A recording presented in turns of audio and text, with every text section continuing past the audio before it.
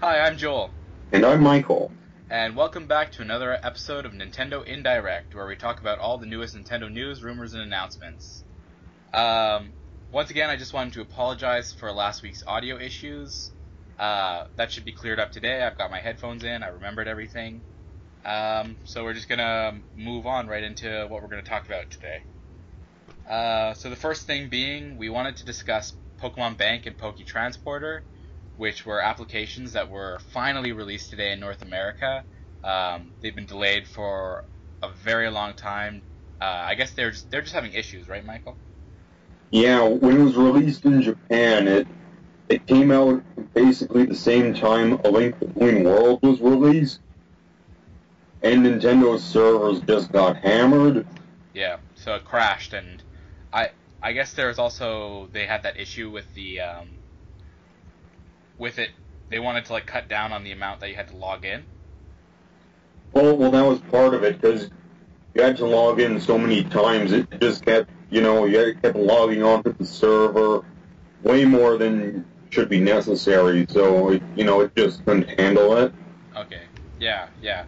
I was gonna say like it doesn't seem like that's been fixed really, but Believe me, it is X okay. compared to what it was.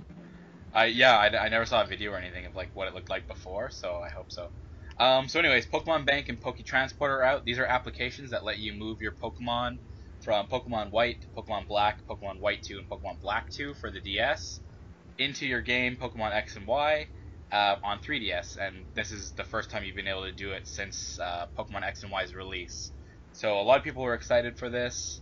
Um, you can download Pokemon Bank on 3DS eShop right now, and then Poke Transporter is downloaded once you open Pokemon Bank. It gives you an option to download Poke Transporter.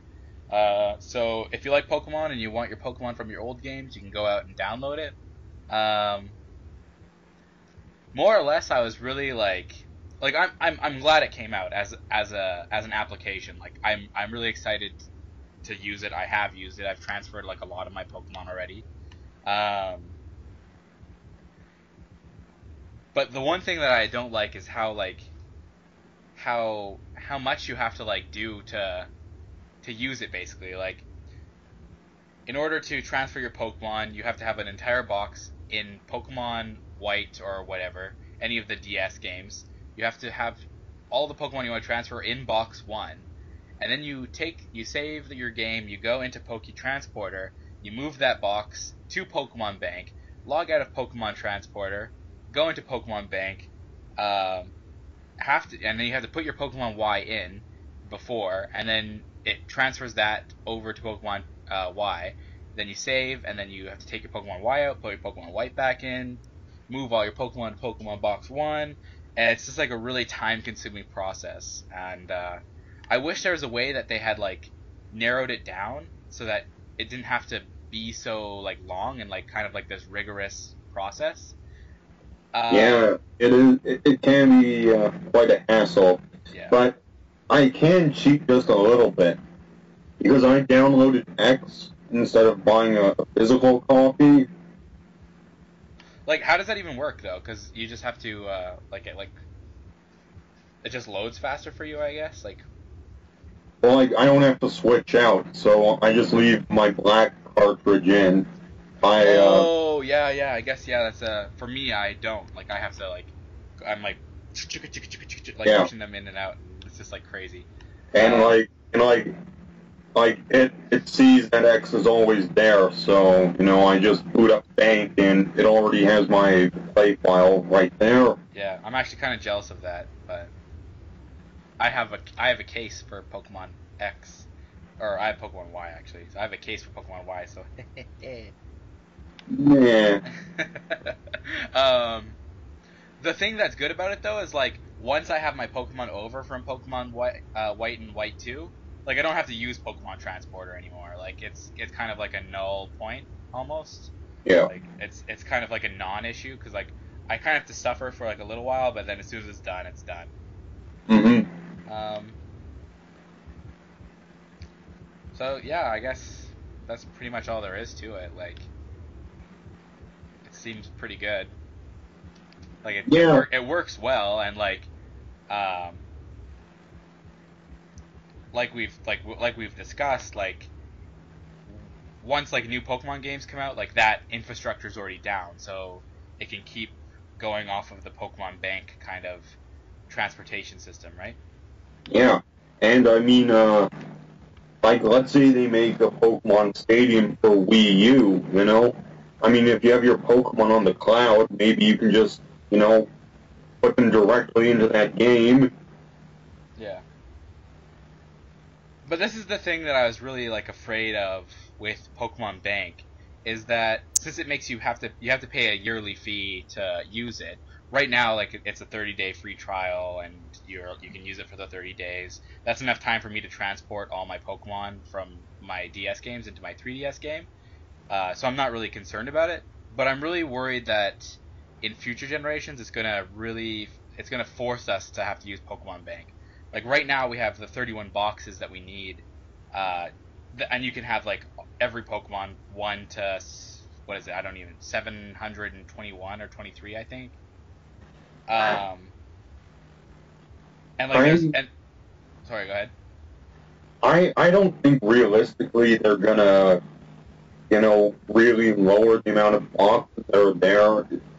I mean, I criticize Game Freak a lot for moving 2 steps forward and 1 step back, but it just doesn't seem to me something that they do.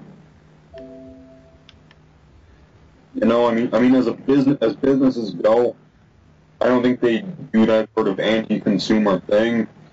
I guess, but like what you just said, like they might not lower the amount of boxes you have, but they might not raise them. Like we have 31 right now, but they might never add more boxes. So like you can choose like you can have these Pokemon and then you'll have the rest stored on or in Pokemon Bank. But I don't know, like it's just something I'm kind of afraid of because there's other companies that do that kind of stuff.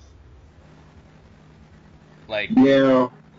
Uh, the way I really think they're going to try to get you is that when the Gen 7 games come out, the only way you'll be able to transfer your Pokemon is through Pokemon Bank. And because they're going to know that you already downloaded it, you're not going to be able to get any free trial out of it, so you'll be forced to pay. yeah, so it's like either like start again or pay the $5 every year. And I mean, for $5 to transfer like literally hundreds of Pokemon, I can think of worse ways to spend $5. Yeah, I guess that's true. Like I spent a lot of money. When I mentioned companies that like do that kind of stuff, I was specifically thinking about EA and like how like microtransactions and stuff have become so prominent in like a lot of games. Yeah. And like I spent so much money on Mass Effect 3 like item packs and they're like consumable items, right? And I know there's lots of stuff like that all over gaming now, like buying gaming like skins for like weapons or like weird weapon packs or like mount packs and stuff like that. So it's to me it's really similar to that, I guess, and I it's justified in the sense that $5 isn't like a lot of money, and it definitely isn't like you said like to store like 3,000 Pokemon. It's And I mean, it's not really a consumable thing. I mean, really, it's more like paying to access the servers of an MMO. yeah, I suppose. Um, I do you think they'll ever add like additional functionality to like the application? Uh, I don't know. I think maybe there will be certain events where they'll give you an event Pokemon, but I don't. But otherwise, why? What would be the point of doing it over Pokemon Bank? Besides like trying to get someone to have to like they're like, oh, I really need this event Pokemon, like I'm gonna have to like pay the yearly fee for for Pokemon Bank so I can get this Pokemon. That's kind of clever actually. yeah. Like it kind of entices people to pay for it. Like would you pay $5 for a Pokemon you really needed? Well, maybe. I mean, Pokemon make people do crazy things. That's true. Um but yeah, I'm actually I don't know, like I'm like I'm really excited to see kind of like what comes out of Pokemon in the future. Like, I really like how we talked about this last podcast, and that like Nintendo's trying to make the architecture for 3DS and Wii U so similar, or like more similar, and then these next systems are supposed to be like even more connected and basically be like identical in operating system style. Yeah. So anything that comes out in the future will be way more, will have way more connectivity and like more ability to like data transfer things between the two. Hmm. And I like a big selling point for console Pokemon games was, these would be games where you would show off your Pokemon and, battle with other people. Yeah, And that's just having that sort of connectivity would be a lot better for the franchise. I really loved Pokemon Battle Revolution for Wii. I wish it was like a more widespread though and had like better features. Like it's such a nicely done game, but it was like lacking at the same time. Yeah. And I really want like a new kind of like Pokemon Stadium, Pokemon Coliseum, Pokemon Battle Revolution type game to come out on Wii U. And I guess there kind of is rumors because they had that Pokken Fighters thing that we talked about before, and Well, like I mean, it's only a matter of time. I mean, no console has ever not had one since Pokemon debuted. I guess yeah. It just feels like I don't know. Maybe I'm just rushing it because like it's only been 2 years since Wii U came out already, and I just feel like I Just one. oh, is it one? I thought it was two. No, it came out in November of 2012. Oh, oh man, it feels like it's been so much longer already since A then. little over one. So like I feel like I'm trying to like rush it. Like I want all these titles out right now, and like it almost feels like I don't know, like feels like the Wii U is like close to its life already. So I'm like, oh, like this will never come out. But that's obviously wrong. Like that's not something that's gonna actually happen. Yeah, I just need to be patient, I guess. it is a virtue. So I guess that's all we really have to say about Pokemon Bank and Poke Transporter. Like I said, they're available on eShop for 3DS. So if you want to try them out, you can download them. There's a 30-day free trial, so it's kind of get on that.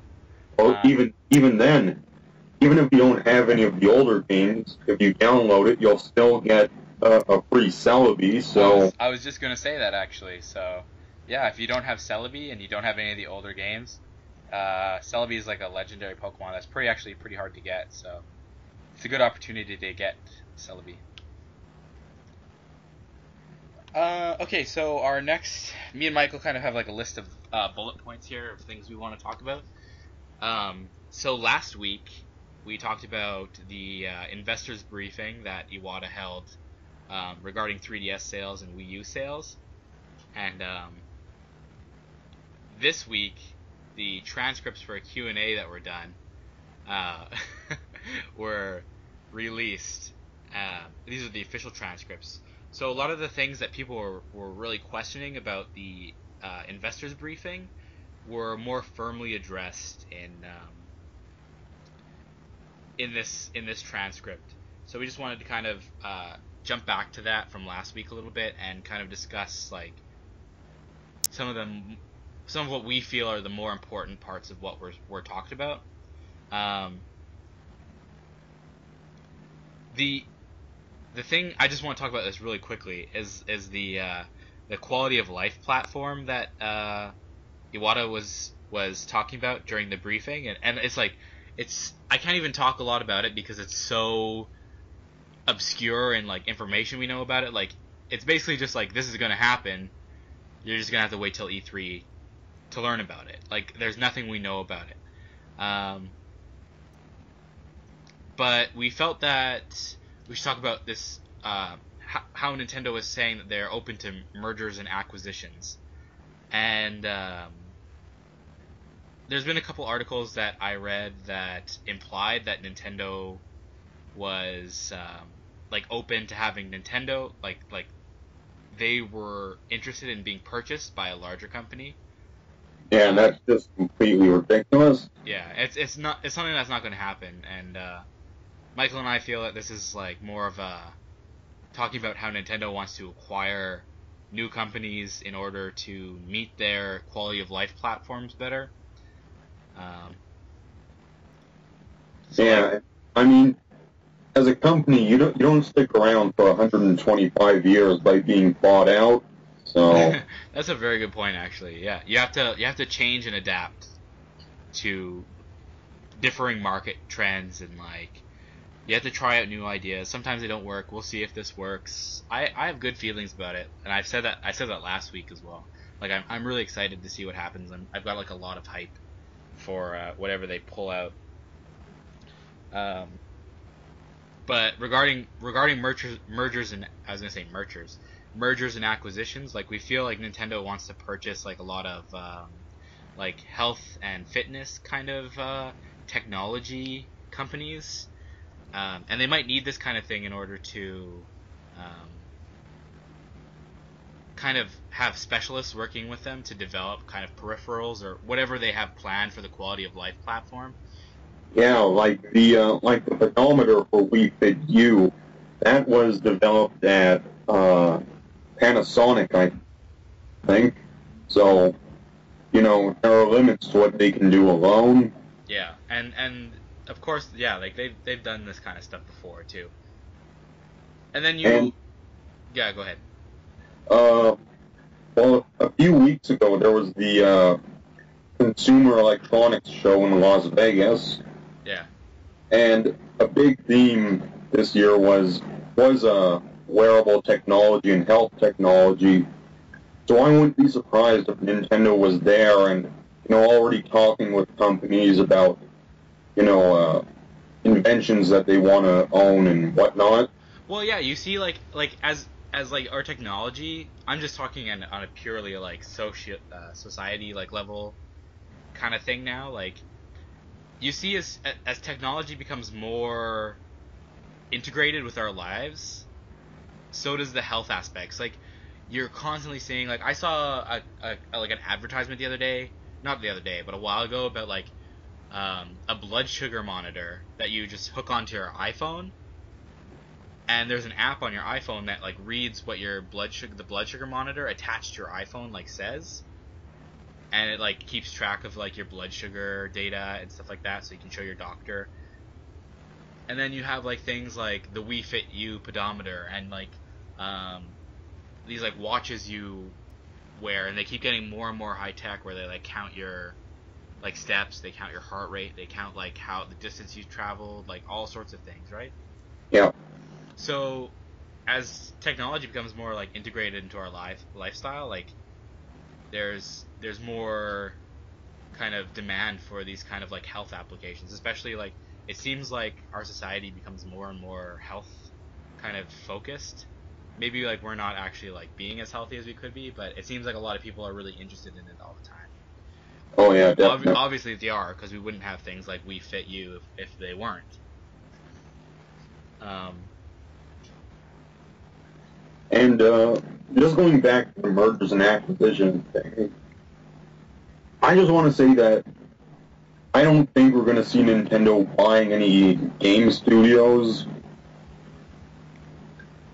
Like, I mean, it is technically possible, but I just think with the way their business is going, they're not looking at buying anyone like Capcom or Sega. no matter how much anybody would want to see that. Like, and if they were going to buy a third party studio, I think about as big as it gets would be someone like Tecmo Koei. You know, I think if they bought a third party studio, it'd really be like a mobile development studio if it was related to gaming or like non health and fitness kind of stuff. Because Yeah, they were saying they wanted to develop more for our phones, not necessarily games, but like applications at least. yeah, I guess. So if they're looking to acquire like another company, like that'd be the ones to. I'm sure that they could figure out how to program themselves, but it might be faster, especially kind of with like the timeline that everyone's kind of expecting on this kind of stuff. Yeah, That it might be faster to just buy like a small company that's gotten out some apps or something like that and have them work on like some sort of app that will keep people checking the app, but also not damage Nintendo's brand, which they said is like a main thing that they want to kind of uphold with that. But that said, though, the timeline thing, you'd think that if they were going to buy a mobile developer, they would have already done so by now. Maybe they have, but it's being kept like really hush hush. Well, that'd be something.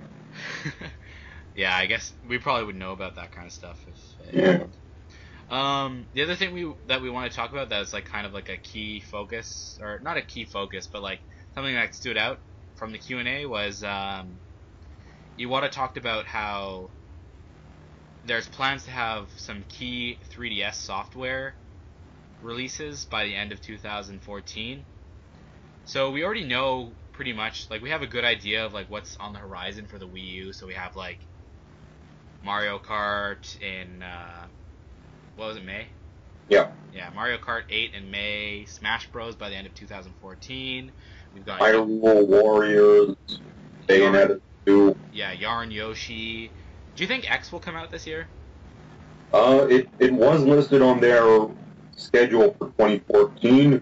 Yeah, I hope Yarn so. Yoshi actually wasn't, though. Well, who knows? I don't even know. Like, I have actually no idea. They might be rushing development on it. They like I don't know, just as a game to like push out to boost Wii U I sales. mean, there's probably also a few other things that haven't been announced yet Yeah, that are totally. supposed to be released this year. Yeah.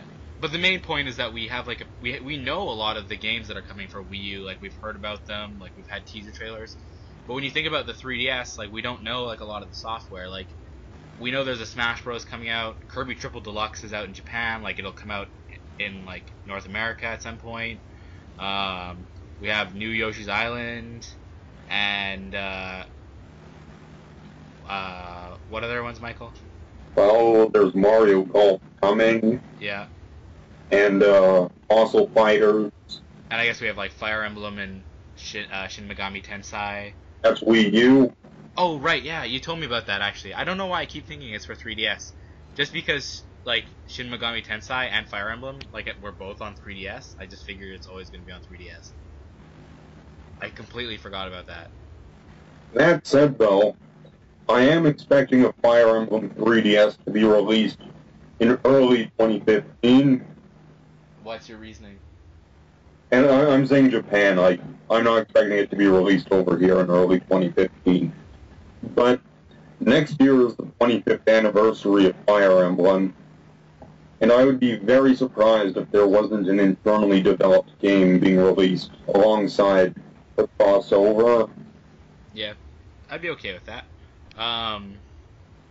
The other thing though is like when you showed me that release schedule of Fire Emblem the other day, Mm-hmm.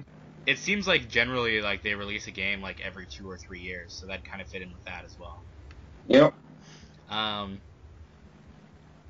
so yeah, like we like me and Michael were saying, like we have this kind of we have a very faint idea of like what's coming out for 3DS, but these are all games that are relatively soon, not like longer scale like till the end of 2014 like we know with the Wii U.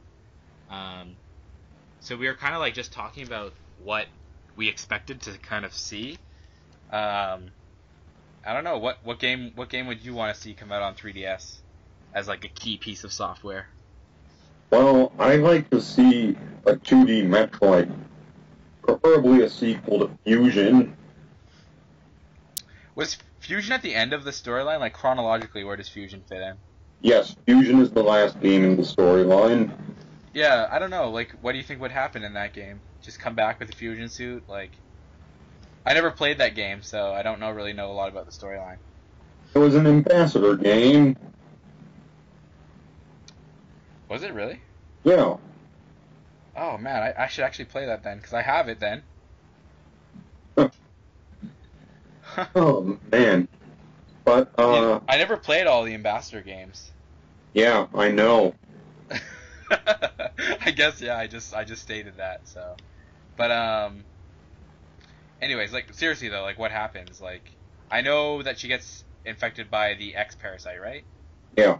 And then she has like the cool fusion suit that's like it's kind of like the basic power suit with like the fusion parasuit, like, or it looks like the Zero suit's all like over top of it.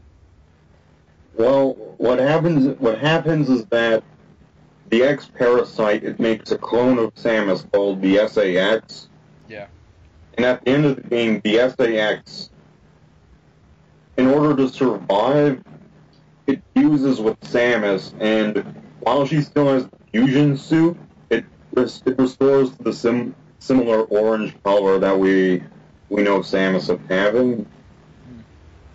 So what but would she still has the fusion suit as of the end of Fusion. so you think like a sequel would have her in the fusion suit still, or like do you think she'll ever be able to get? Cause isn't it like the X parasite? If you remove it, it kills the host or something. Uh, yeah. I think they would just find a way to get her a new suit, magic, whatnot. Yeah. Nintendo storyline magic. Yeah. That'd be all right, I guess.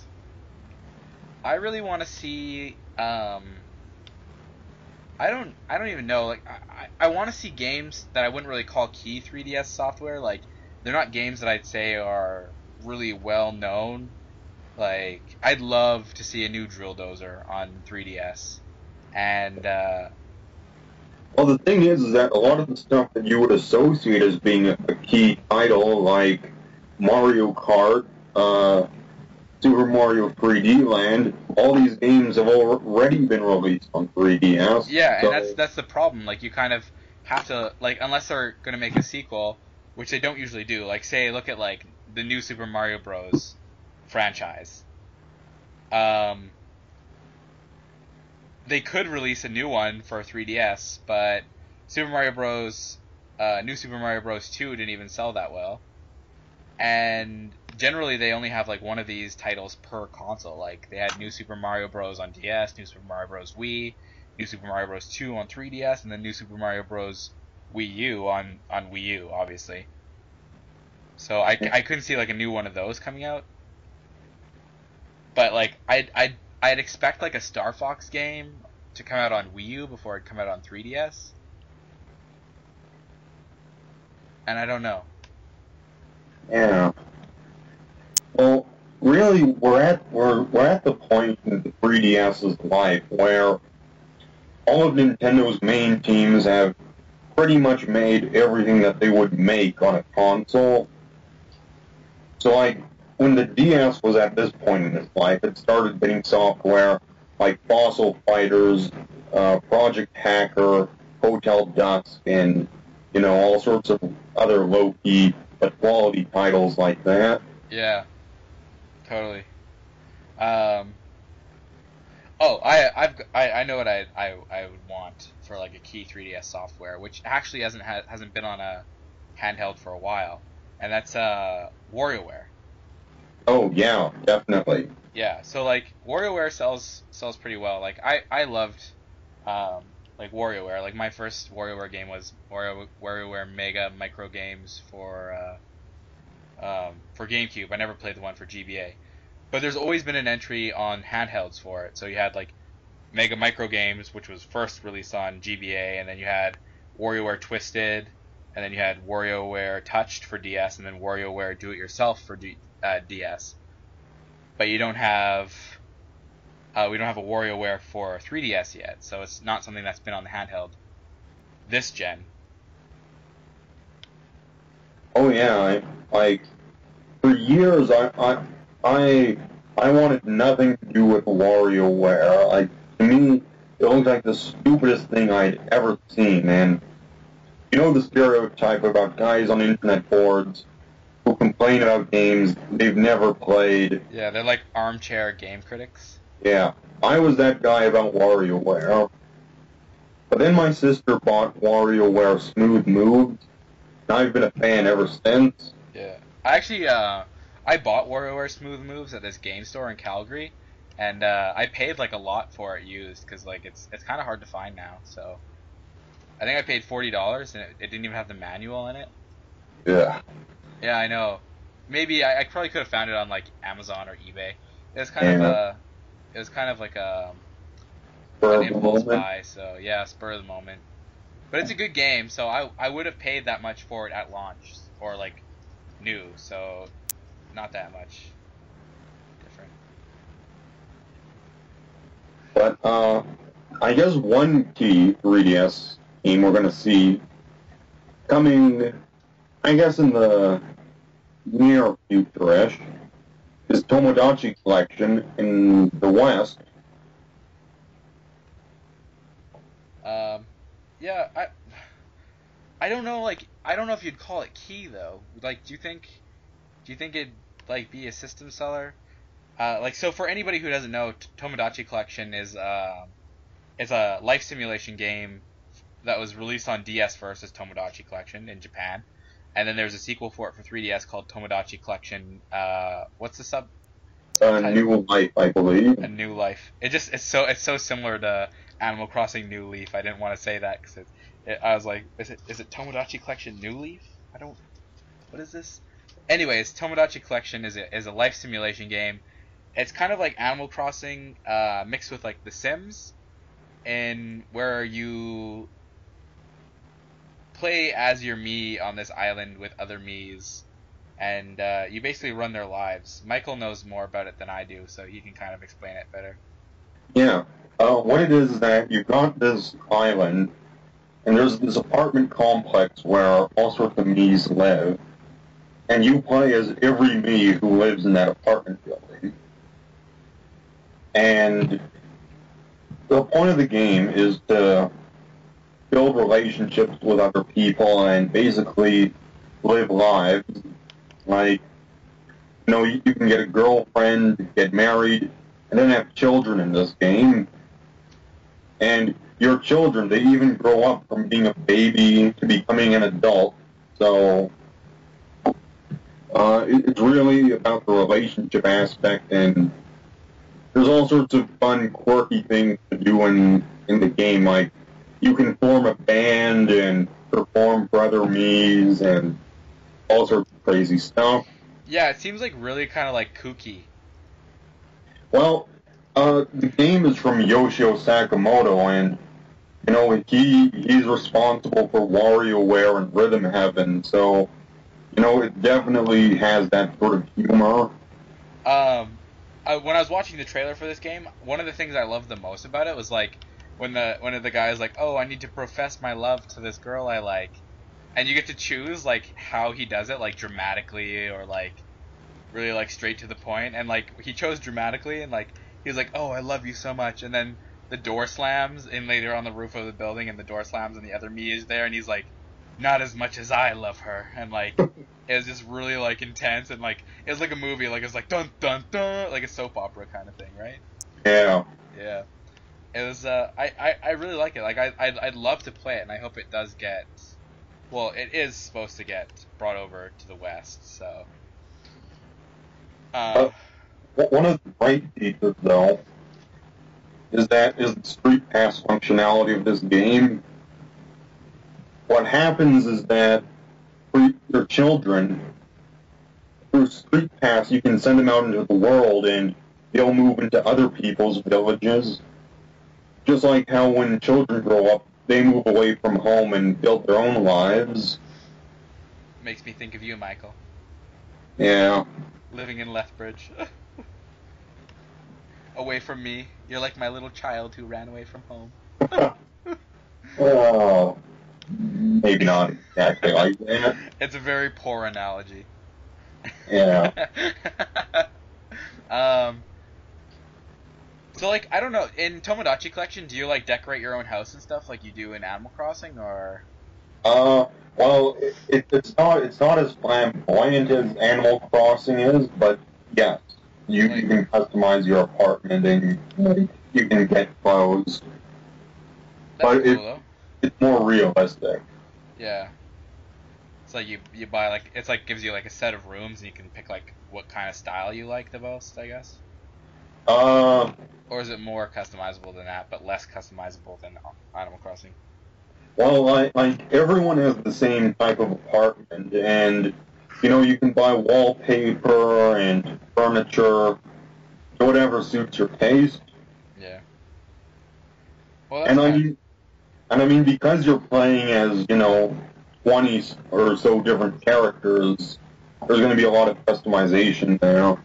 Yeah, that's true. So you get to like when you're playing as other characters, you could just customize anything about the characters' rooms and stuff like that. Yeah, I mean, when you play as anyone, you play as them. I mean, if you want to make a Hitler me, I don't suggest you do, but if you want to, you can decorate his room with flowers and rainbows. Do Well, whatever the hell you want. if I saw that, like if I visited that Mii's island and saw that, I would actually just I don't even I'd probably start crying. Like that would be very very entertaining. Um, but I actually like what you're saying about the street pass function. Like I really like that. Like I really like how you kind of like can pass around your like kid and like they can.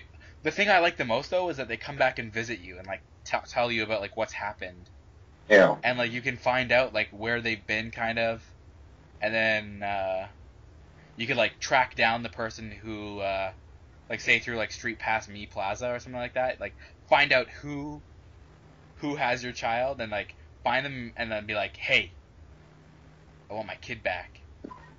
Like you could real life stalk them in order to find your child me. Well, I wouldn't suggest doing that either. Yeah, that's probably not a great idea. I like how like when you have a kid in that game, like it mixes the features of the two parents. Mm-hmm. So it's not like it. I'm glad it's not like the Find Me 2 game in Street Pass Oh Me yeah, where they Plaza. just copy your me. Yeah, it's just like you're me with like a different wig on. Yeah. Because I'm actually kind of horrified by the female princess of myself. Like I see that, I'm just like, no. I find mine looks quite fashionable.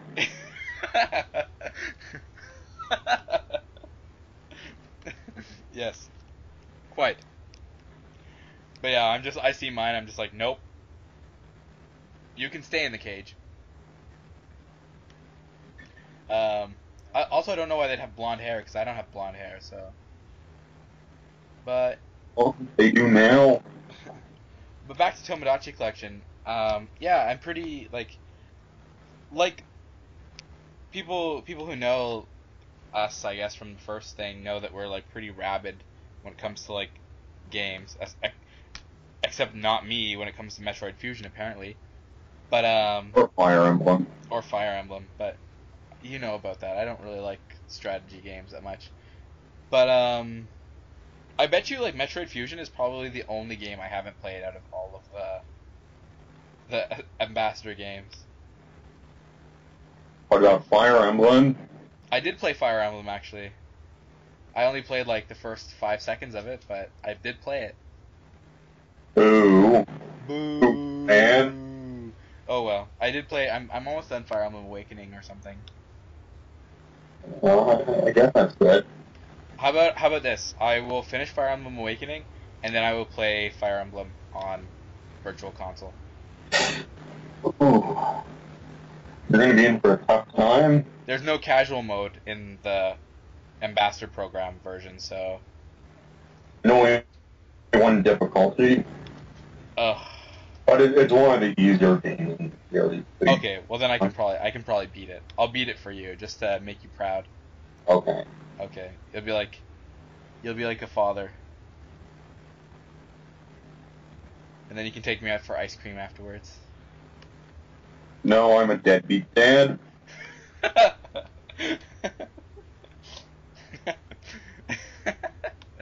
Okay. So, anyways, how do you think like Tomodachi Collection will sell here? Uh, I think what it needs to succeed is just good word of mouth. Like, I don't think it's gonna explode out of the gate, but over time it'll get more and more popular. Yeah. Well, I agree. I think like what Nintendo was talking about, what Iwata was talking about specifically, is that they want to start trying to push marketing and stuff like that, which they haven't been doing for a lot of games, besides Nintendo Directs. So I'd like to see more stuff like that too. And I think Yeah, that would really help because like you look at how much hype there was behind Animal Crossing New Leaf, which is a pretty similar game, and I think Tomodachi Collection kind of adds more. to the Animal Crossing formula. Like they're different as Well, far the as games go. relationships are more real in Tomodachi Collection. Yeah, and I agree, and that's like what I wanted to say, right? Like when you play Animal Crossing, it's the same thing like every Animal Crossing game. There's just maybe tiny changes every now and then. But with But Tomodachi Collection, I mean, the villagers themselves, though. I mean, really, like they all have visual differences, but really, they're all disposable characters, yeah, they have like the five main, personality yeah, type. and then that's it. Like Yeah, they just have different like keywords that they use basically. yeah. Whereas Tomodachi Collection, like you have this added gameplay kind of feature. Like it has like an end almost in the sense that you're trying to get a relationship and like trying to have a family, have like send your kid out in the world. So there's more of like an end game to it than there is to Animal Crossing, which is just like you play it and then eventually you get bored of it and eventually you just abandon your village. If you're a bad mayor like me. Um so yeah, I guess that's all there is to talk about that for that until we get more news about it or like Yeah, probably around E3 time. hopefully that'd be cool. Um so the next thing that we wanted to talk about was something that I more wanted to talk about than Michael did because he doesn't like rumors. But this is an older rumor that was on the internet before um, that I just never heard about until the other day, and it has to do with this kind of titled thing called reUmagined, which is I guess the series it would be a part of, kind of similar to how they had the New Play Control series on the Wii. So the idea behind this is that they will release some older games and make them HD, like how they did with The Legend of Zelda Wind Waker HD for Wii U.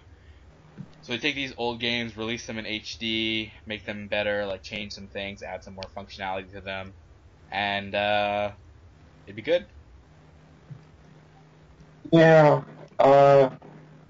Personally, I I don't really believe any rumors because I mean Nintendo fans make up rumors about anything and everything. So I always edge on the side of it's fake, I but I just like to be optimistic about these things because like it gives me something to like think about and like talk about until a point in time when that actually like happens. when it doesn't happen, you can have the mentality that Nintendo did something wrong because they didn't do this fake thing that someone said existed. Michael, Nintendo never does anything wrong. They're perfect.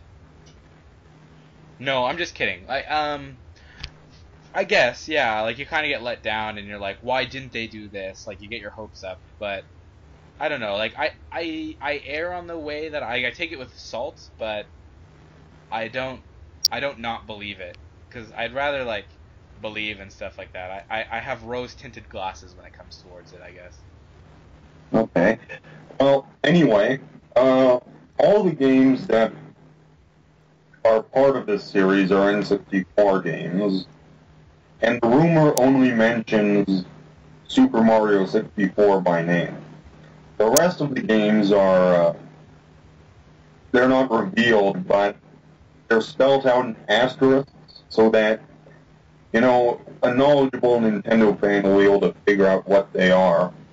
And the general consensus is that the remainder games are Ridge Racer 64, Wave Race 64, Star Fox 64, Excite Bike 64, SimCity 2000, and 1080 Snowboarding.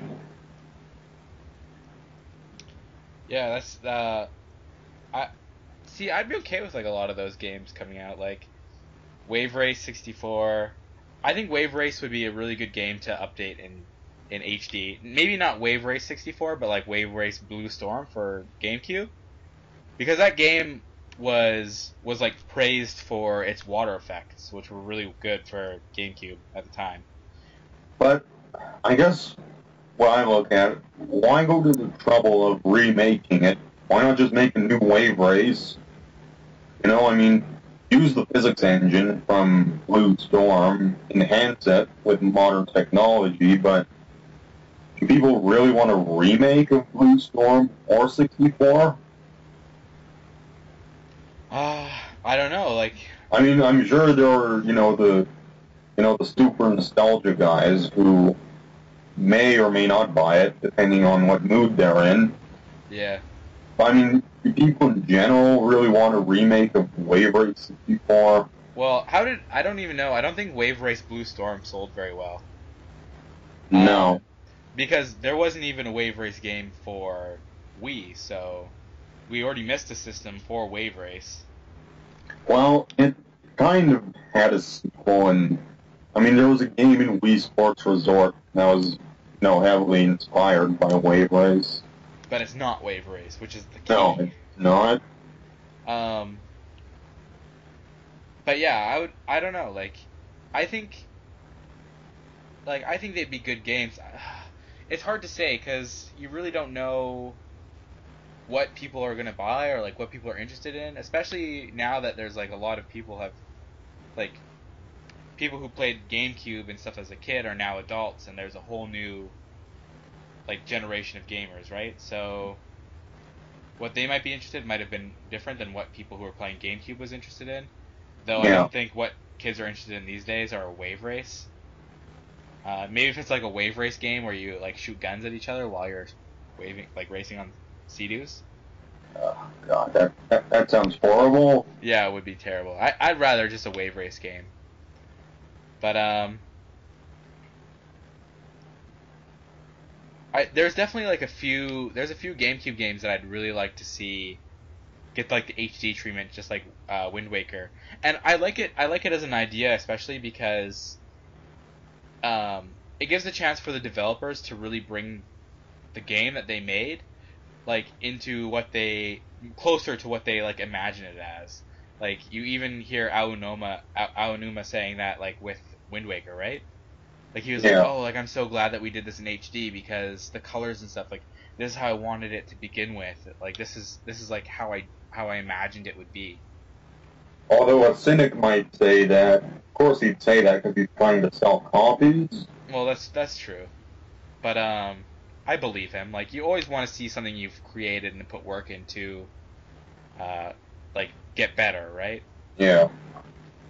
So I don't know. I'd like to see a couple games. Let's do it like this. Like let's name 3 games each that we'd like to see get like an HD remake. All right. Well, since it's your game, do you want to go first? Sure. I think my top game would be Custom Robo, and that's just because I'm a huge I'm biased towards Custom Robo. Like I love Custom Robo, and I'm talking about Custom Robo GameCube, like GCN Okay. version. Um, I just think about like how this would look in HD, like when you're battling Robos in the Battle Cube thing.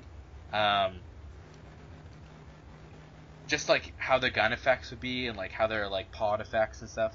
Like you could make it so cool. Like I picture it almost like Tron like. Like you have all these like really glowing neon blue lines and stuff like that. Like you picture Ray 01 from Brawl and like Mm. he's really like sleek and like technological looking and I imagine like an HD version would be a lot like that. Okay. Um another game that I'd really like to see get the HD like makeover would be Kirby's Air Ride. I never played this game on GameCube. I actually never played a lot of games on GameCube because when I had a GameCube when I was a teenager, like I never owned a lot of games. I had like WarioWare, uh, and that's about it. WarioWare, I think, I rented Custom Robo once. That's how I fell in love with it. And I had like a Crash Bandicoot game that was terrible. Um, so I never got a chance to play Kirby's Air Ride, and it's something I've wanted to do because I've heard it's a good game. And like the Kirby universe is so colorful, like all those colors in HD, and it's a racing game, which is something Wii U doesn't have at the moment. Like it's getting Mario Kart 8, but Kirby's Air Ride's kind of different. And then it'd be a great opportunity to kind of get a game that a lot of people love again, but also for me personally to be able to play a game that I never had a chance to play. Did you ever play Kirby's Air Ride? No, I haven't. Yeah, so there you go. Me and you could play Kirby's Air Ride together. Yeah, I guess. Um, the third game that I'd also love to see like get an HD treatment would be F-Zero GX, and like I just imagine it'd be like so good. Like you have 60 frames per second, 1080p, 16 player multiplayer racing online, and it'd just be like everything that anybody who's an F Zero fan would ever want. Like it's like I would. I know a lot of people who like F Zero would be like, if that was released, they wouldn't even care if there wasn't another F Zero game for like another 8 years, as long as it looked good and it played well and it had online. I know that was a big thing. Um, I would support that on one condition, that the game would have a code function, kind of like how the old Rogue Squadron games had codes that you could input to unlock special chips. Because unlocking some of the new characters in that game is just so ridiculously hard that the reward is not equal or greater to than the effort required to get it. yeah, F Zero GX is very very difficult game. Like I tried like I played the game a little bit. Like I played it mostly multiplayer with my friend Alex, right? Yeah. So I never played like that much of the storyline, but like what I did play, it was like very difficult, like barely managing to scrape by and like the tutorial and stuff like that. Like it's very very difficult, especially on higher difficulties. Like yeah, it's like some of the levels are like impossible on like the higher difficulty levels. That game does not pull punches. Yeah. One thing I would really like to see from that though is that so there was the arcade version of F Zero, which was called F Zero AX, so Yeah. Arcade X. Um, and I'd love like there's a function that you could use where you bring your GameCube memory card and you put it into the AX machine, and it would unlock different things that you could get on the AX machine. And there's a way to actually like hack this on the GameCube, so you can play all the AX parts just on your GX copy. And that's something that I want to see unlocked, so that you have a way to have these special secret characters that were only available in AX, and like the F Zero machine customization um, kind of functionality. And that's something that would be like an added bonus kind of thing too. Yeah, for these remakes, I definitely want to see a lot more enhancements done than what was done with Wind Waker. Yeah. Yeah, I don't know. One of the things that actually really like bugs me about Wind Waker HD is how they got rid of the tingle tuner. Like I don't understand that. Like they put the tingle bottles in, but those are just kind of like not as cool as tingle tuner. Like with tingle tuner on the GameCube version, you hooked up your GBA to your GameCube and it let you play as Tingle and drop bombs and like help Link and like find like these secret Tingle statues that are hidden in like all the dungeons. And you could buy items from him too if you needed items, like as Link. Well, And you can still find the Tingle statues. yeah, I know, but like it's not as fun, right? Because Tingle like helped you with the Tingle tuner. I guess. I don't know. I haven't played enough of Wind Waker HD to know how like you find the statues. So Oh, it's just you have to be lucky to find them. oh, okay. Um, but like I don't see the 3DS can connect with the Wii U, so why don't they just have the Tingle tuner through 3DS? Like I don't understand. Like why did they have to get rid of it and add the Miiverse Tingle bottles? I like the Tingle bottles better because it's easier to collect photographs for the Nintendo gallery. Oh, really? Those photographs are actually like stored and you can use them? Yeah, Oh, yeah, I you didn't can trade them with other people. I didn't know that part. That was actually my obsession in Wind Waker was getting all the figurines of everything in Wind Waker. Like I love that. Like it's actually one of my favorite things because I have like this obsession with like collecting things.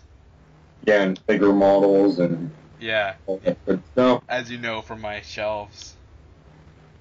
Yeah. It's like anything that I can get, like I want. I wish they actually made all those Wind Waker figures in real life, because I'd buy every single one of them. Uh, Same with the trophies in Smash Bros. I don't think people would want a David Jr. figure. I would want a David Jr. figure. Are you kidding me? Yeah. David Jr. is the best. How would you? I would, I would kill for a David Jr. figure with like superposable, hyper realistic. Like it'd be great. Oh, Um, so I guess moving on from that kind of thing. Oh wait, no, I didn't even let you choose your reimagined games. I'm so sorry. that's fine. Go ahead. Okay. My first one would be Star Fox Assault. The game was really good graphically, at least the space portions were, and it would look really good remade in HD. But there were also a lot of problems, like the on-foot portions, they just weren't as good as the flight parts. And, like, there was no weight to Fox whenever you went around. Oh, like if you like kept running, like you couldn't change direction or anything really easily. Well, no, you could change direction really easily, but it's like, It just feels like I'm, natural. yeah, like it's too easy to move around, and Yeah. like there's no consequences for moving poorly. Like there's no fall damage, even if you fall from like the top of a skyscraper. It's just like all right. Yeah, Huh. but I never played Star Fox Assault or Adventures for GameCube, so I never, like I said before, I never really played a lot of GameCube games when it was out. but Um, like multiplayer is one of the best multiplayer games on the GameCube. I mean, I remember that when I was in I guess high school, I'd go with my friends, and it wouldn't be rare for us to play a game of Star Fox Assault. yeah, But what it needs, though, is more multiplayer characters. Because there's no reason why Leon and Panther should not be playable. yeah. Oh, I can't remember his name. What was that? Actually, I don't even remember what animal he was. I'm trying to think now. It's so long ago since I played Star Fox 64. I think he was a rabbit. Happy? No, he was like a side character. Like you only like did a couple levels with him. Oh, Bell. Was he a rabbit? No, he was a dog. Oh, I can't even like remember his face. I just remember him talking. And it was that level with like the pyramid with the big UFO Yeah, over it. yeah, yeah, that was Bill. Yeah. Yeah, I remember his name too. Yeah, he's not even in Assault. He could be. That's what I'm saying. Like if they redid it, they could add like a ton of Star Fox characters. Yeah. Uh, Bill could be a good choice. yeah. Uh, my second game would be a remake of Fire Emblem Genealogy of the Holy War. Now, this was a Super Nintendo game, so I see it more as having a really nice HD sprites, kind of like Dragon's Crown. Like, I mean, this game, it still holds up today fine. It doesn't need a remake, but I wouldn't refuse it having one either. Yeah. Did that ever get released in North America or is it just Japan only? No, it was Japan only. This is way before Fire Emblem came out in the West. Yeah. So that'd be a good chance for you to play like an official translation of it as well, I guess. Yep. Yeah. That's mostly what you want, isn't it? Well, it's just a good game. Anything Fire Emblem Michael will sink his teeth into. Yeah. And I guess my third game would be a compilation of both Bait and Tails games for GameCube. Uh, Bait and Tails was just such a beautiful game on the GameCube. It used a lot of pre-rendered backgrounds, kind of like the old school Resident Evil games. So the world looked a lot better than what the GameCube could possibly put out. Do you own copies of them? Yes, I own both. Oh, you should. Next time I'm down there, you should let me try them out. Yeah, I guess I could do that. Yeah, I guess. But like, What the subtext of that was like, don't you dare touch my games. well, once you start, you may not want to let go. Are they long? I know very very little about these games.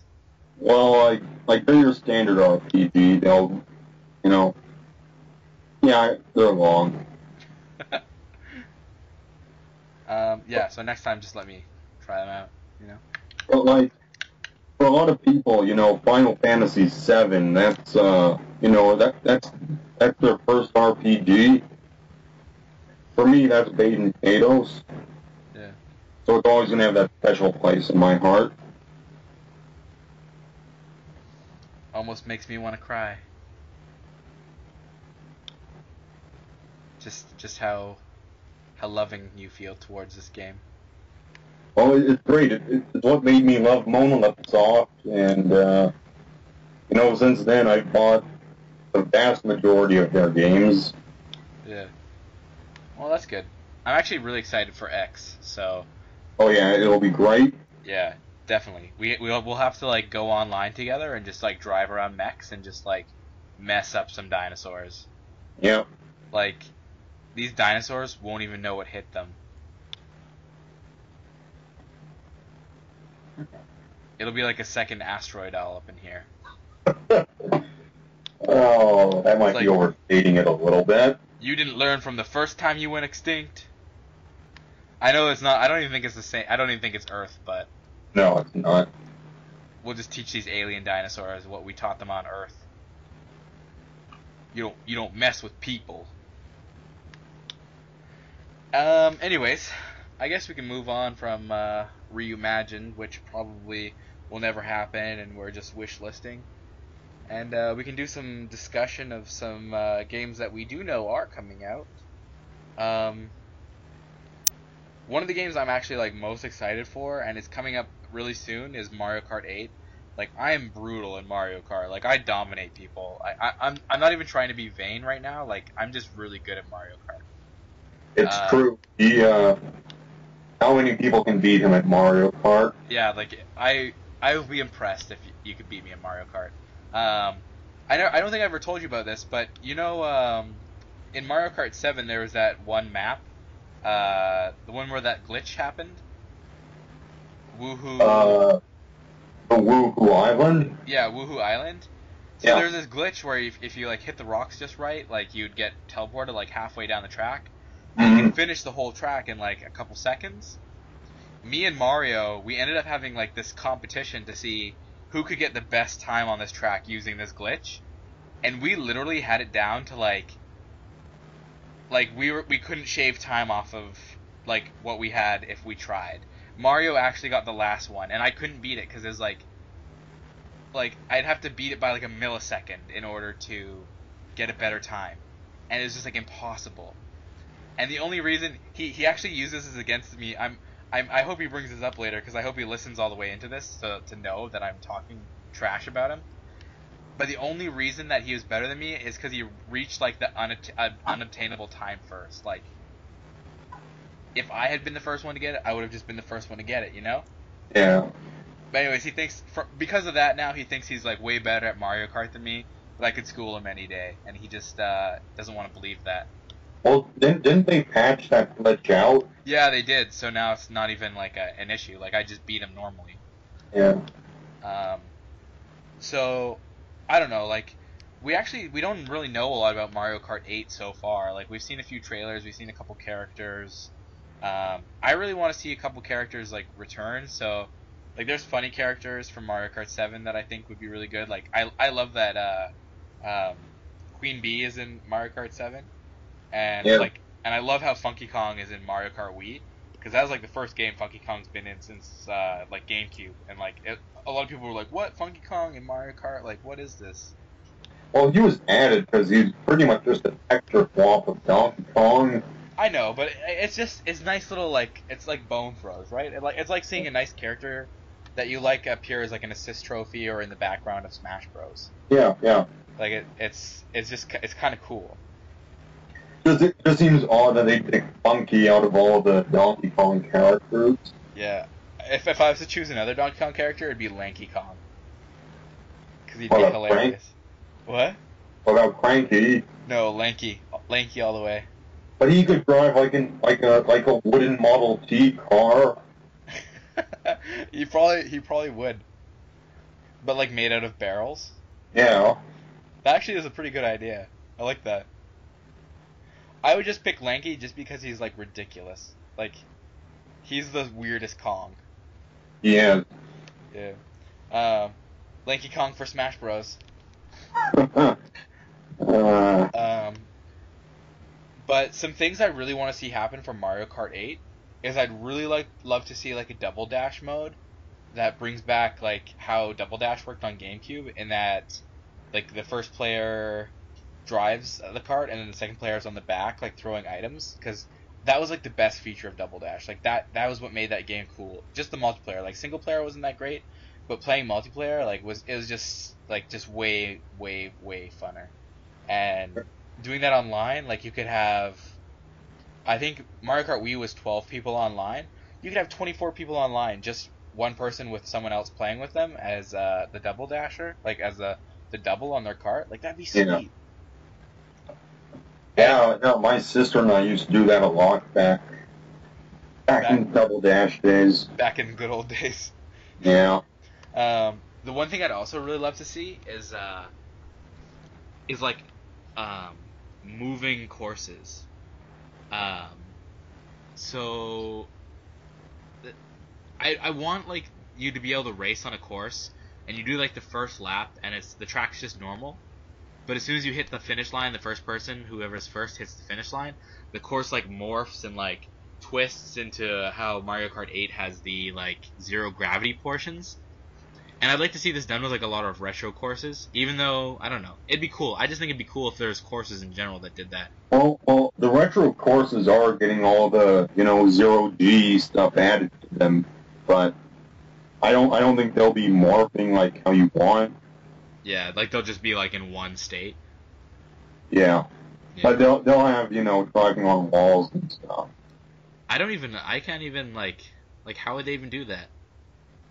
Oh, they find ways. I mean, they added the hang glider sections in 7, so you Yeah. know. Yeah. Well, I guess we'll see how it turns out. There's not a lot we can really talk about regarding Mario Kart 8 until like we learn more about it, right? Like, Yeah. and even then, like as far as Mario Kart 8 speculation goes, it's not like you can really speculate on a lot. Like you can say like, oh, I want some new characters. That's about it. One character I'd love to see in Mario Kart, and I think she's completely overdue, is Pauline. Yeah, I agree. I mean, it just feels weird that, a historic character like her has just been, really left, benched except for her minor appearances in Mario versus Donkey Kong. Yeah. No, it was actually really weird that they included her in that Street Pass puzzle, the Nintendo Starlets puzzle. I think that's probably because Mario versus Donkey Kong came out a little while ago, Yeah. so they just had her model lying around. They're like, oh, just throw Pauline in there. That kind of is sad, actually, when you think about it. Yeah. Pauline always forgotten, never remembered. Pauline 1, Daisy 50? I don't know. Yeah, I don't. Was Pauline in Mario Baseball? Because like Mario Baseball No. had like a what? No, she was not. Because like they had like King K. Rool and like Donkey Kong Jr. in Mario Baseball, so you think they'd have Pauline in it? No, Donkey Kong Jr. wasn't in baseball. It was Baby Donkey Kong from Yoshi's Island 2. Oh, was it? I thought he was wearing his little Junior shirt. No, it was Baby Donkey Kong. Oh well, even then, that's like an obscure character to have, right? Like you think Yeah, like they would choose Pauline over Baby Donkey Kong. you'd think, but I guess no one liked Pauline. Poor Pauline. Are there any other characters you'd like to see? There's one. I know it'd make a lot of people angry, and that is Captain Falcon. That totally would actually make so many people upset. Like, I mean, we haven't had, you know, an F-Zero game since 2003 in Canada, 2004 in Japan, and all Captain Falcon has been in since then is Smash Brothers. yeah, So let's get him back racing, at least a little bit as an unlockable character in Mario Kart. it just seems like such a step down. Like, it's so disappointing. Like, he went from intergalactic, like 500 km per hour F-Zero machines to like an F like a to like a Mario Kart cart. Yeah, well, It doesn't have any of the speed or power of F-Zero, so it's kind of like it's like as if he is like retiring. maybe he is. Oh no. No. No. No, but like I think it'd be fun. No, it'd actually be really cool What? if they released like Mario Kart 8's coming out obviously, and then they announced like F-Zero GX HD or like a new F-Zero, and then they released a patch for Mario Kart, like a new update version that like allowed you to play as Captain Falcon. Like it was like cross merchandising or like cross marketing. What they should also do is have, like, I don't know, let's say like Mario, Peach, and Bowser also playable in F-Zero, but they use their zero gravity cart from Age. I think that'd be too out of place. How would that be more out? Nothing can possibly be out of place in F-Zero. I mean, it's F-Zero for crying out loud. I know, but like Mario and F-Zero, it just seems like too strange. Like I could picture Captain Falcon in Mario Kart, but I can't picture Mario and F-Zero. But what about Mr. EAD? He's practically Mario. Yeah, but he's like a cyborg, weird looking guy. He's got like a white skin suit tight on, or skin tight suit on. Or like look at James McCloud in F Zero. Like he's basically Star Fox James McCloud, but he's like a person. I mean, it wouldn't be canon. It'd just be, for fun. I guess, yeah. But either way, it'd still be good cross marketing, you know? Yeah, Feel? yeah. And I mean, if Bayonetta can appear in the Wonderful 101, I'm sure Mario can, appear in F-Zero. Yeah, that's true. Um, so I guess that's it for Mario Kart 8. So we'll get down to our nitty gritty. This is one of me and Michael's favorite things to talk about, and that's Super Smash Bros. Wii U 3DS. If you didn't get that, we've talked about it like already probably dozens of times throughout this podcast. We always reference it because everything in the Nintendo universe now revolves around Smash Bros. And being involved in Smash Bros. And taking part in Smash Bros. Etc. Yeah. etc. Whenever a game comes out, there's always some guy saying, X has to be in Smash Brothers, Yeah. Y has to be in Smash Brothers. Blank has to be in Smash Brothers. But it's true.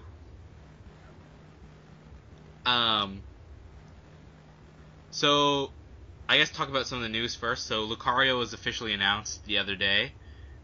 He's returning character. A lot of people are kind of upset about this because I guess a lot of people are like, oh, Lucario's back. Mewtwo will never be in Smash Bros. Ever again. Mewtwo deconfirmed, like kind of thing. But really, it doesn't deconfirm that because if anything, it just means that Mewtwo's like moveset's probably changed. Like we were talking about this before the other day, but I'd really love to see Mewtwo use Swift as a move, like how he does in Pokemon Origins, like that anime. Yeah, I see a lot of people wanting that. Yeah, because like his Swift stars, like they like hunt down Charizard in that scene as if it was like heat-seeking missiles. It was awesome. It was a really good battle for That was Pokemon a anime. sweet battle. Like that was I was like yeah, like all Pokemon battles should be like this. And like he's got like special moves now. Like I think Psyshock is the move that Mewtwo has. It's like a special move. Yeah. So he could have that as like his thing, and Final Smash could be like I don't know, maybe his Mega Evolution. I don't know how they do that because he's got two, but whatever. But Lucario looks good. Like I'm glad he's back. Like I'm kind of neutral. I didn't really play him in Brawl, so I'm kind of neutral on him as a character. But the more characters in Smash Bros, the better. Oh, absolutely. I mean, I'm not one of those people that thinks that the roster can be capped at brawl levels. So, I mean, for me, shove as many characters in there as you can, Sakurai. As long as they're uh, like understandable, like as long as they fit. Well, I mean, I think you gotta give him credit for that, because, I mean, like,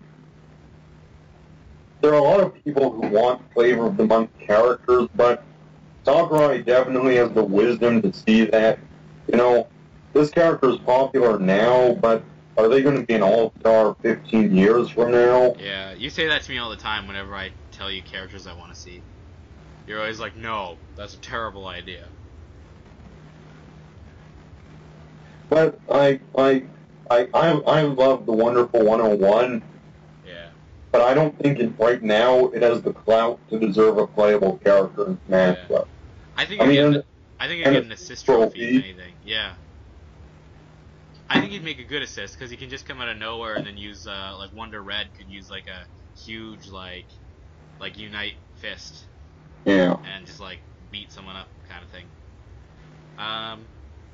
So I guess we'll just do kind of the same thing we've been doing like for things previously. So maybe mention a new character, a new stage, a new music, and a new assist trophy that you want to see. And I guess we'll call it a night.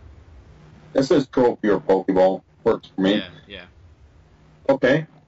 Well, for me, the character I'd love to see is Shulk from Xenoblade. First of all, I think that as Moonlight being an internal studio, I think they should have a character, period. But Shulk is just a great character on his own. I mean, there's so much he can do. Xenoblade is such a great game. I think he is worthy of being part of the All-Star cast. To go with Shulk, I'd also like to see a stage based on Gar Plains from the game. It's really, I'd say, the most iconic area of Xenoblade. And, I mean, you could have all sorts of creatures running around, causing havoc in the background, and, give you the real Xenoblade experience. Yeah. And for music, of course, I'd want to have the accompanying Garblade theme that goes with it.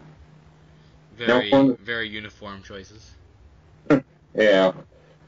For an assist trophy, I'd like to see Lena from Fire Emblem.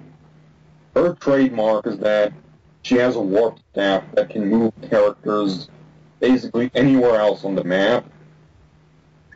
Now, what I'd want to do is that when what game was she from?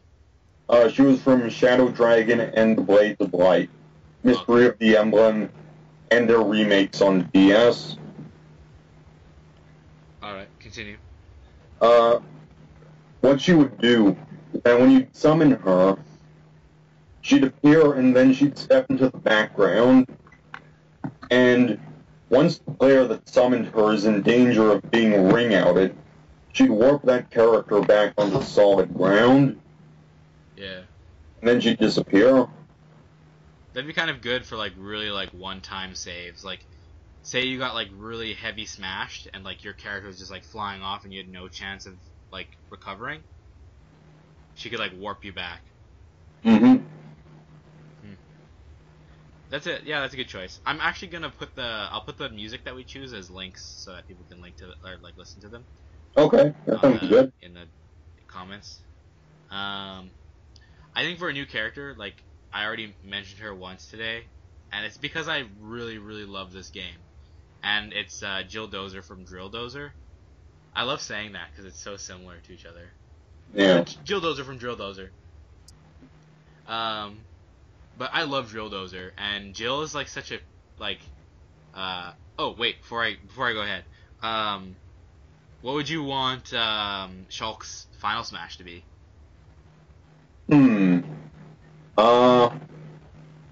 I guess just a giant Monado buster. Feel the power of the Monado. Yeah.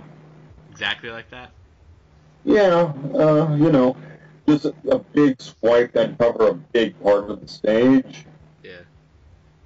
Um, yeah, that'd probably work. Pretty simple. Um, so yeah, like I really want to see Jill Dozer in this in Smash Bros as a playable character. Like she was um she was a assist trophy in Brawl, but like Game Freak is just known mostly for Pokemon, but like they have some really good like secondary IPs too. Like they have Harmonite and Drill Dozer. That's pretty much it, really, besides Pokemon. Um, but like Drill Dozer is such like a characterful game, and it's just like it's probably actually one of the funnest platformers I've played in a long time. Like I really enjoyed the puzzles in it, and I just really enjoyed like how the mechanics of the game. Um, and I'm not gonna say what like for her final smash. I'm not gonna describe it because um, it kind of spoils the ending of the game. But anyone who's played Drill Dozer to the end and like knows how the game ends, like when you're fighting the final boss, like your finishing move, that's what I'd want as a final smash. Like a lot of people think that she should get her third gear and like just become super powered like in the game. But I think that'd just be one of her normal like smash moves. Like you'd hold it long enough and like she'd go into third gear. Um, but the final move she puts in the game is like perfect. It's so funny and it's just like you need perfect timing to pull it off. And if you haven't played the game and you want to know what I'm talking about, it's easy. You can look up like a video for it. But I'm not going to talk about it here because I don't want to spoil it because it's just such a perfect ending. If you have a chance to play Drill Dozer, really just play it. Like it's such a good game. I love it. Um, for a new music, I would love to have the intro song to Steel Diver because it's actually like pretty intense. I like that, and it fit well with the submarine gun that was shown as a new item in the game. Yeah, it'd be a good piece for the Pilot Wing stage. Yeah. Um. Also, I'd really love like the full. I'm gonna do two because I'm like that. Uh, Okay. I'd love the full Street Pass Me Plaza song. Like, dun, dun, dun, dun, dun, dun, dun, dun, doo, doo, doo. Like I don't know. I find that song so catchy. Which version of that? I don't know, the one that plays on my 3DS. Well, no, depending on how many. Yeah, yeah, that's what I meant when the full like orchestrated version, like when you have like a Okay. ton of Street Passes. Okay. The Um, final one. yeah. Um, New stage, like I like stages, but to me, like they don't like the reason I like Smash Bros is because it depicts like the history of Nintendo like so completely. Like they always try to like fit all these like really weird, obscure references into it. So the stages are like kind of nice touches, but to me they don't really like they're not as important as like say like stickers or the music or the characters or the assist trophies. Um, but I'd really love to see maybe like a Chibi Robo level where you're like on a countertop or something like that, and like some of the side characters from Chibi Robo are just in the background like hanging out. Um, Break Red Crest. yeah, or like the DJ Squeegee Bear. I forget his name. It's something like that. Um, Also, for my assist trophy, I I would really love to see. I've been thinking a lot about lately about like minor Nintendo mascots, so like the Wii Help Cat and like the DSi Sound Parakeet and like the little eShop guy. I don't know his actual official name. Um, Has one. he doesn't have one. He's just like the eShop guy. Yeah. Yeah, the little like eShop briefcase thing with feet. Yeah, Um, the shopping bag. Yeah, yeah, I guess yeah, he's a shopping bag. So like there's all these like really obscure kind of like minor Nintendo characters, and they're like mascots, I guess. And I'd love to see the AR, Mr. AR. Um, he's like the little box with eyes from the AR card games that like it's like the game that's already comes pre-launched on the 3DS. Yeah. Um, so I'd love to see him like come out and then like he unfolds and like the AR dragon like comes out from the AR games and just like breathes fire or like bites like nearby people. And I think that'd just be really cool. Yeah, I think that'd be a pretty good one too. Yeah. Maybe randomly you could have one of the AR fish be summoned instead. So Yeah, kind of like put a like a bad kind of thing onto it. yeah, Like yeah. Like if he's overpowered, make it to that. Sometimes he's not going to show up. Yeah. Ugh. That kind of make me sad because, like, it's kind of like when you throw a Pokeball in any of the Smash Bros. Games, and you just get like this terrible Pokemon like Goldeen or like Munchlax, and you're just like, ugh. Well, I think it's more like when you get a hammer and Oh, the Dud Hammer yeah, or the rubber one. yeah. Uh, yeah, yeah, I agree. But yeah, I guess that's all we have for this podcast. So thanks for listening to Nintendo Indirect. I'm Joel. And I'm Michael. Make sure that if you have any comments or anything about the show, you post a comment about it. If you do, maybe we'll talk about it in the next episode. Maybe we won't. Whatever we feel like. So anyways, thanks for listening. Good night. Thank you. Bye.